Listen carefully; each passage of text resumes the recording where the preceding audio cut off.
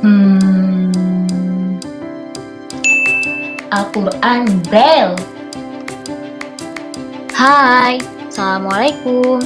Nama saya Julian Dewi Solihah, mahasiswi Institut Ilmu Al-Quran, Jakarta. Bismillahirrahmanirrahim.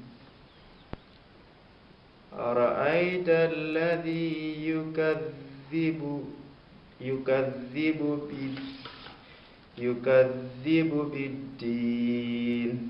Sadaqallahul azim. Video yang kalian lihat tadi adalah video pengguna Al-Quran Braille. Penasaran apa itu Al-Quran Braille? Yuk, mari kita bahas.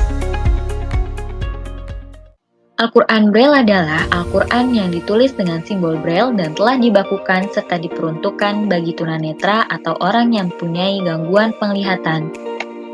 Simbol Braille sendiri berbentuk 6 titik timbul yang tersusun dalam 2 kolom berbentuk 4 persegi panjang dan masing-masing kolom berisi 3 titik seperti susunan dalam kartu domino. Huruf hijaiyah Braille memiliki fungsi yang sama dengan huruf hijaiyah biasa. Perbedaannya hanya terletak pada cara membacanya dan menulisnya.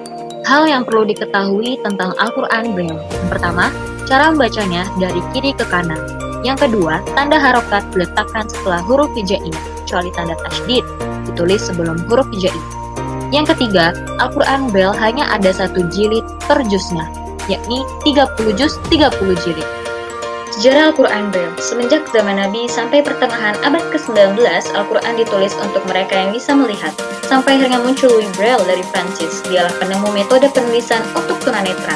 Dia termotivasi dari keadaannya dan terilhami oleh seorang jenderal perang Prancis, Le Barbier, yang menggunakan kode rahasia kepada prajuritnya. Pada tahun 1854, tulisan Braille menjadi pedoman tulisan tunanetra. Akhirnya tulisan Braille menyebar ke seluruh dunia. Pengembangannya pun bukan saja pada bidang tulisan, tapi juga untuk berhitung dan sebagainya. Tulisan Braille Arab muncul pada tahun 1878 yang digagas oleh Wafel. Pada mulanya ada perbedaan dalam baca tulisan Braille dengan versi Arab, yaitu ada yang baca dari kiri ke kanan dan ada yang sebaliknya.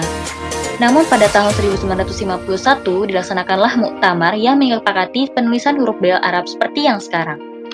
Al-Quran Braille terbit pertama kali pada tahun 1952 di Mesir dan Yordan di bawah pengawasan ulama Al-Azhar.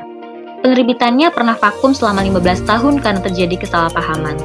Hingga akhirnya dicetak kembali pada tahun 1985 dengan menggunakan rosem imla'i. Al-Quran Braille Indonesia muncul pertama kali pada tahun 1954 yang dikirim UNESCO ke Lembaga Penerbitan dan Perpustakaan Braille Indonesia atau LPPBI. Setelah 2 tahun tersimpan di LPPBI, Al-Quran Braille belum terungkap. Akhirnya Al-Quran Braille dibawa ke Yogyakarta untuk lebih dikaji. Setelah 9 tahun Al-Quran Braille di Yogyakarta, Supardi bersama para koleganya berhasil mengangkat sistem tulisan dalam Al-Quran Braille yang dunia, sehingga bisa dibaca dan diajarkan. Dan pada tahun 1973, akhirnya Al-Quran Braille diproduksi secara massal atas kerjasama Yayasan Tunanetra Indonesia dengan Departemen Agama. Kemudian pada tahun 1984 ditetapkan mushaf standar Braille melalui keputusan Menteri Agama, disusul pula dengan instruksi tentang penggunaan mushaf standar. Hingga edisi penyempurnaan pada tahun 2011 oleh Lajnah Pentadsihan Al-Quran dan melahirkan buku pedoman baca dan menulis Al-Quran Braille. Membaca Al-Quran merupakan keharusan bagi setiap muslim, tak terkecuali para tunanetra muslim. Maka kehadiran Al-Quran Braille ini sungguh bagaikan oase bagi para tunanetra yang damba akan membaca Al-Quran. Hal ini juga berarti bagi pembaharuan metode pembelajaran Al-Quran. Khairukum man ta'allama al-Qur'ana wa 'allamah. Sebaik-baik orang di antara kamu adalah orang yang belajar Al-Quran dan mengajarkannya. Sekian penjelasan dari saya, dan terima kasih sudah menonton video ini. Semoga bermanfaat. Wassalamualaikum warahmatullahi wabarakatuh.